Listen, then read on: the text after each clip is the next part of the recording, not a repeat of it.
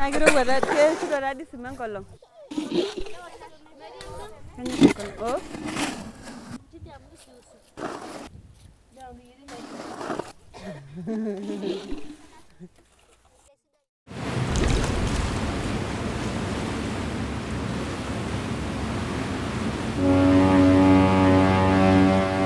Hundreds of years ago, Great Britain, then the most powerful nation in the world, infiltrated the mainlands of East Africa, in particular present-day Kenya, affecting many of the native warrior tribes. One such tribe was the Maasai. They were nomadic herdsmen whose sole desire was to find cool waters for their large herds of cattle. But when the scramble for power came, these Maasai kings sadly lost their fertile ancestral highlands to the white settlers. They were unwillingly exiled to Narok, a semi-desert haunted by the recurring nightmare of extreme droughts. For many years, warrior sons have since attempted to reclaim their ancestral lands in vain. Yet while these macho men chose to fight this way, back home in Narok, a desperate young mother chose an unfamiliar route. Her people were experiencing the longest and most severe drought yet, a national disaster that had killed over 1 million animals and left over 4 million people in urgent need of food. The ongoing drought in the country is the worst in 4 decades. Affected counties are facing acute water shortages, which has severely affected access for domestic and livestock use. Selina Nkoile is a Maasai farmer, wife, mother, and fierce advocate for girls' education. Promised for marriage at just 9, it was her late mother's bold defiance of tradition that changed everything, making Selina one of the first Maasai girls in her village to go to school. Years later, when the only girls' school in her village was about to close, Selina quit her job in Nairobi, rushed home, and in one day rescued 50 girls from early marriage, enrolling them in the school and giving them the same chance her mother had fought for. But Selina wasn't done. Using her education, she built a permaculture farm in the semi-desert of Narok, sustaining her nomadic pastoralist community through severe droughts. In a place where only 5% of girls continue to secondary school, all of the girls Selina saved have since graduated, a powerful tribute to her courage and her mother's enduring legacy. Yeah, it's really, really dry right now. It's really affecting not only us, but the local community that's surrounding us, and especially water. It's becoming very scarce. Women, they have to walk to a river to fetch water with donkeys. The rivers have stopped flowing, and it's actually even hard to get access to clean drinking water. These women will not stop reminding me how much, even right now in the middle of this drought, they miss my mom. At this time, she will be looking for food to give us. You know, they will be like, now we don't even know. Sometimes we sleep hungry. Wewe utakuwa? Wewe utakuwa? Ama wapi unaenda prayer? Later. Hi. Yo? We are the men, like why is Tony the lady? Wapi wazee? Wazee wameanza kutafuta chakula. Sisi tupate ya kitu ya kukula. The wazee. Watoto wameenda shule. Smiling, Mom. They have to multitask. They have to go to the river, fetch water while carrying the babies on the back, in the hot sun, with all the dust and wind. It's quite a struggle. Yeah, it's a lot. Can I ask you? These ladies look really young. Yeah, they are young. They are young. Most of them are actually, as you can see, they are young and they have been married for a few years now, which means they were married when they were even younger. It's a culture, not a healthy one, of course. Ulikuwa shule? Nenda. Form 2. So for my friend here, Dama, she dropped out of school in Form 2 due to teenage pregnancy. That's how she got married. Wewe kama ungemaliza shule, ulitaka ukue nini? She wanted to be a daktari. You are about to fall into holes that are dug by women to fetch water. Yeah.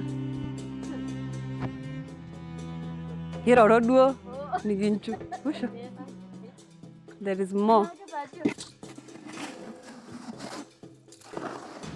They dig the sand out, hoping that there is some water beneath, and then they can find dirty water like this, and they have to fetch it out, hoping that clear water will start coming up. Just imagine how much these kids will feel hungry just being here, waiting for their parents to get water so that they can go home and cook for them. Some of them will be forced to just carry this dirty water and go and use it at home, because otherwise better having dirty water than not having any at all. You dig and then you find a rock like this one, and it's the end of digging. So now there's no hope of water right now in this hole. We have to go and dig another one. This is what even forces some of the parents to marry off their children so that they can get some money for food or some money to sustain themselves. Yeah, it's a real struggle. I found some clear water. Yeah, maybe. Asante.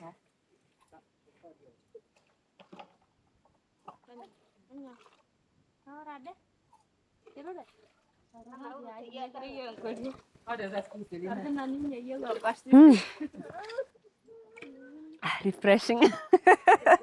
It's refreshing. Oh, yeah. Almost exactly a year ago, I lost my mom, which has been a really hard knock for me. I didn't expect I would lose my mom this early, but I kind of have to accept it. She had the most beautiful and radiant smile, everybody will tell you. And whenever I walked with her to town, to the local market, we would stop 100 times along the way, and I would be like, Mom, if you make another stop, I'm leaving you and you'll have to call me. It's very rare to find a Maasai parent having fun with their kid, enjoying a glass of wine. But it's something my mom did, which it's a memory I really treasure.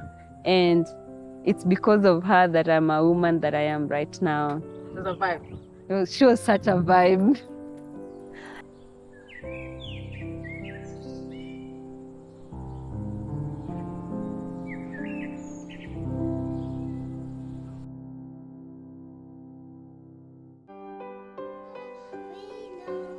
I remember growing up as a Maasai girl, I was to be married a child bride.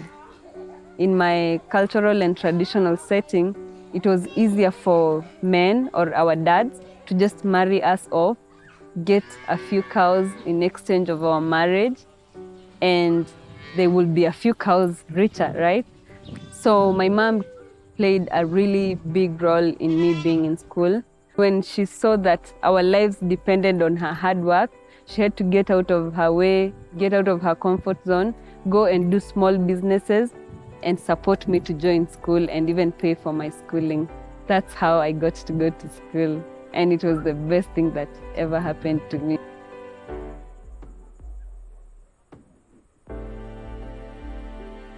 Most Maasai women do not really own property, but like I told you earlier, my mom was a trailblazer. She saw that it was good for us to have a home base, so she sold those cows and brought us the land that Bomanoma now sits on.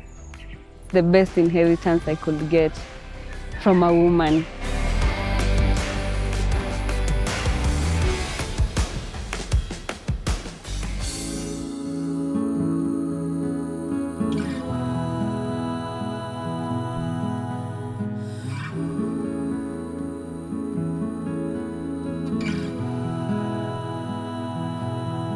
We have a demonstration here, a syntropic agroforestry system.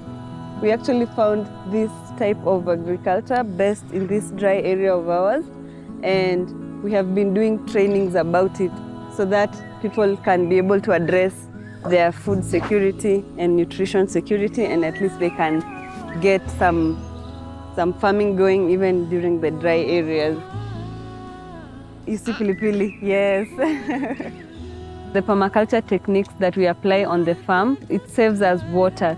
We train the local community on how to save water on the site, as well as how to collect and store rainwater. They don't degrade the environment. There are sustainable ways of farming so that when the cows are gone, people can still have food. We will stop being slaves of the cow or the animals we have. But if we only have option A as the only option and the only solution, then when that option is not there anymore, then we might as well die. I am that seed breaking the ground, growing. When my mom bought this land over 10 years ago, I knew that this area needs to learn how to grow food.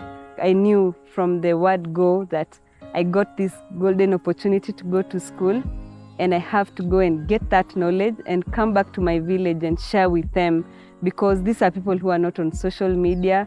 They can't go Googling things because they have not gone to school.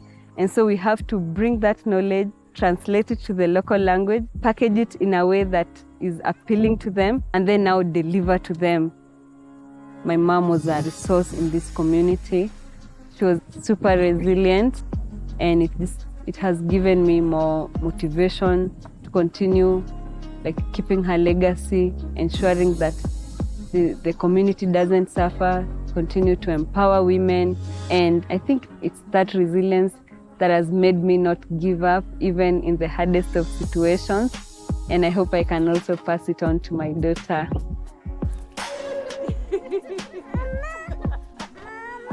Mama.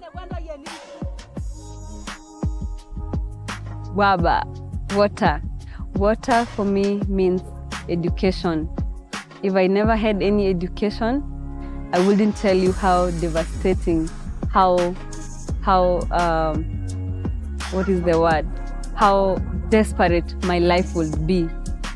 And not only my life, but the life of hundreds of girls that depend on me for mentorship. So for me, water means an education. And not only an education, but it means a quality education that has enabled me to become a beacon of hope in my community. That is what Waba means for me. Ejito, ama naraino enkare sidai, kaji ningito, yani kanyo ingira, yani anita noto enkare sidai niwo. Mairora. Yeah. Kaji ko leng na mo mairora, mo enkare mai.